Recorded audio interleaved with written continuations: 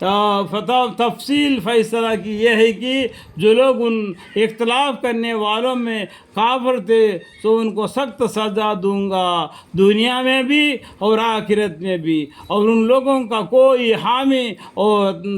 طرفدار نہ ہوگا۔ تفصیل ہے کہ یعنی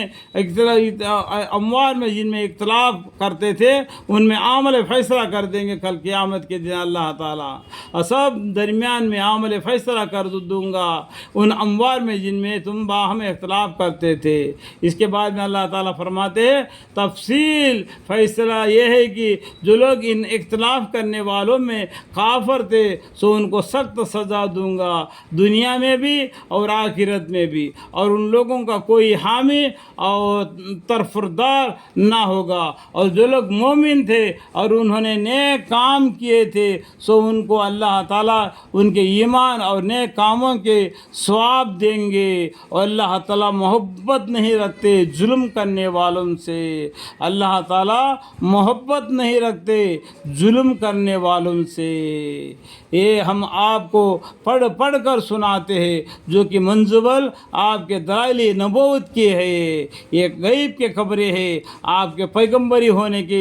دلائل نبوت کے بتلا رہے ہیں، منظم حکمت آمیز مضامین کے ہیں۔ بے شک حالت عجیب حضرت عیسیٰ علیہ السلام کی اللہ تعالیٰ کے نزدیک ماشاب حالت عجیب حضرت آدم علیہ السلام کے ہے۔ دیکھو آدم علیہ السلام کو اللہ تعالیٰ نے مٹی سے پیدا فرما دیا، اور عیسیٰ علیہ السلام کو ان کے ماں کے پیٹ میں ایک پھونک مار دی جس سے وہ بچہ بن گیا اور پیدا ہو گئے۔ ان دونوں کے پیدائش میں اتنا فرق ہے، اللہ تعالیٰ نے کہا دیا کن فیکن تو ہو گیا، تو یہ عیسیٰ علیہ السلام پیدا ہو گئے۔ ان دونوں کا پیدائش میں اتنا فرق ہے۔ حضرت آدم علیہ السلام کو اللہ تعالیٰ نے اپنے ہاتھوں سے مٹی کو دبا کر حضرت آدم علیہ السلام کو پتلے کو بنا کر اس میں جان ڈال دیے، اور حضرت مریم علیہ السلام کے پیٹ میں حضرت عیسیٰ علیہ السلام کا جان اللہ نے ڈال دیے اور کہہ دیے کن فیکن تو ہو جائے گا۔ دیکھو یہ بات ہے، یہ لکھا ہوا ہے کہاں پر 70 نمبر پیجی میں، 2 پیجی پہ آپ کو دکھا رہا ہوں، اور آخری میں لکھا ہوا ہے بے شک حالت عجیب حضرت عیسیٰ علیہ السلام کے اللہ تعالیٰ کے نزدیک مشابہ حالت عجیب حضرت آدم علیہ السلام کے ہے، ان کے قالب کو مٹی سے بنایا، یعنی اللہ تعالیٰ نے آدم علیہ السلام کے جسم کو مٹی سے بنایا، پھر ان کو حکم دیا کہ جاندار ہو، پس وہ جاندار ہو گئے۔ یہ امر واقعہ آپ کے پروردگار کی طرف سے بتلایا گیا ہے، سو آپ شک کرنے والوں میں سے نہ ہوجئے۔ عیسیٰ علیہ السلام کے بارے میں ہو یا آدم علیہ السلام کے بارے میں ہو، شب اور شک کرنے والوں میں سے نہ رہیے۔ قرآن میں سب سے پہلا آیت وہی ہے الف لام میم ذالک الکتاب لا ریب فیہ، یعنی یہ ایسا کتاب ہے اس کے اندر ایک حرف بھی جھٹلانے کے لائق نہیں، بالکل پاک صاف ہے اس قرآن۔ یہ قرآن کو اللہ نے نازل فرمایا، اس کو حفاظت بھی اللہ کریں گے۔ بس جو شخص آپ سے عیسیٰ علیہ السلام کے باب میں آپ بھی حجت کرے، آپ کے پاس علم قطع آئے پیچھے، تو آپ فرما دیجئے کہ آؤ ہم اور تم بلا لے اپنے بیٹوں کو اور تمہارے بیٹوں کو۔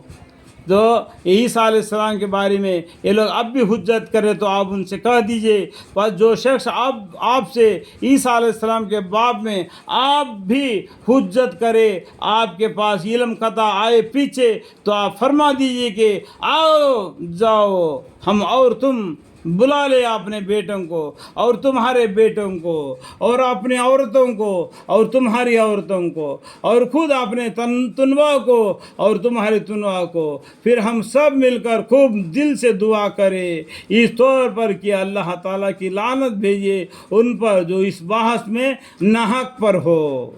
یہاں پر حدیث میں آتا ہے حضرت محمد مصطفیٰ صلی اللہ علیہ وسلم نے اپنے جمی حضرت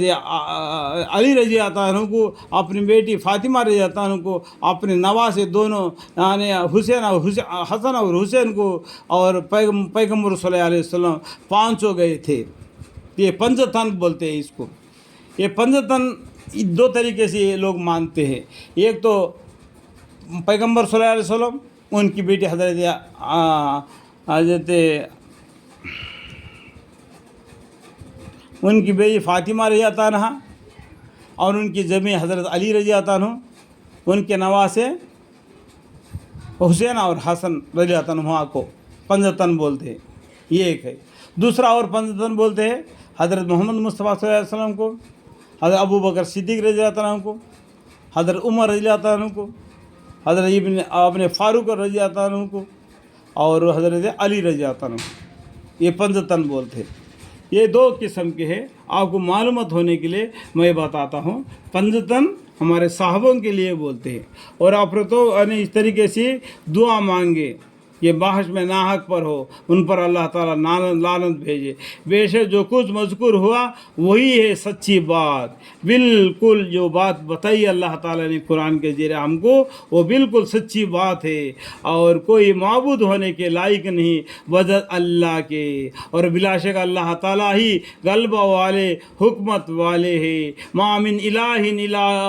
اللہ وان اللہ لہو العزیز الحکیم۔ پھر بھی اگر سرتابی کرے تو بے شک اللہ تعالیٰ خوب جاننے والے ہیں فساد والوں کو۔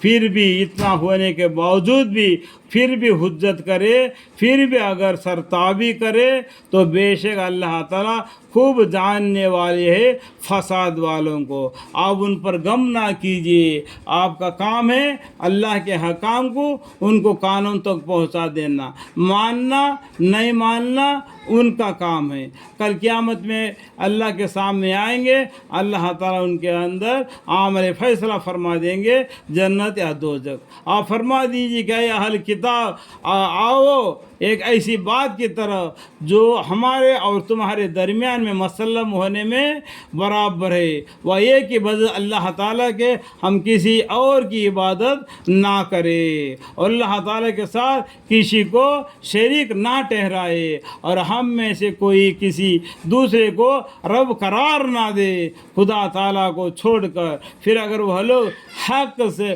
اعراض کرے تو تم لوگ کہہ دو کہ تم ہمارے اقرار کے گواہ ہو کہ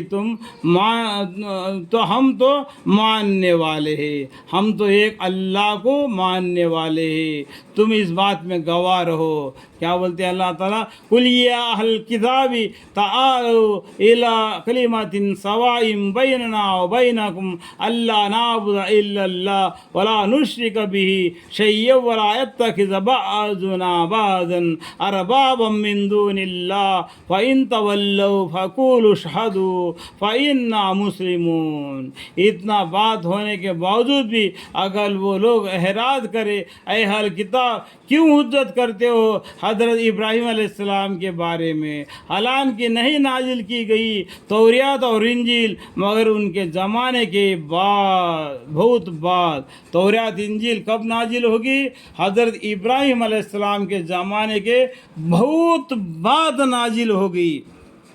ابراہیم علیہ السلام اس کا مطلب سب سے بڑے پہلے تھے، کیا پھر سمجھتے نہیں ہو؟ افلا تعقلون۔ ہاں تم ایسے ہو کہ ایسی بات میں تو حجت کر ہی چکے تھے، ایسے بات میں تو حجت کر ہی چکے تھے جسے تم کو کسی قدر تو واقفت نہیں تھی،